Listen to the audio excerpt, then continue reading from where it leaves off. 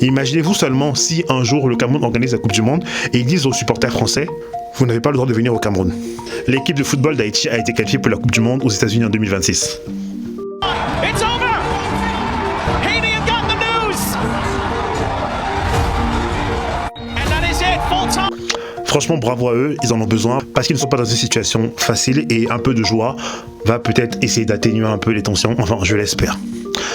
Je vous en parle pourquoi. En 2026, Donald Trump a décidé que l'équipe d'Haïti peut venir jouer sur son territoire mais sans ses supporters. Et voilà. L'équipe d'Haïti peut venir jouer la Coupe du Monde mais les supporters restez dehors, s'il vous plaît, reculez un petit peu.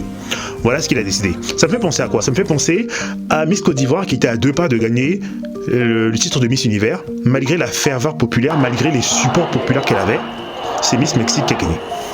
En gros, c'est comme si nous, on joue à une table. On est invité à un jeu de cartes sur une table où l'organisateur nous a donné d'office des mauvaises cartes. C'est-à-dire que l'organisateur s'est arrangé à ce que tout se passe comme il le souhaite. Et ce qui est triste dans tout ça, c'est que aucun pays africain ne s'insurge contre ça. Aucun pays du tiers-monde ne s'insurge contre ça. C'est-à-dire que comment est-ce que la FIFA peut laisser un pays organiser la Coupe du Monde et que ce pays se permette de dire qu'il ne veut pas des supporters d'un pays? Ce n'est pas normal. Soit tu acceptes ça, soit tu n'organises pas la Coupe du Monde, point final.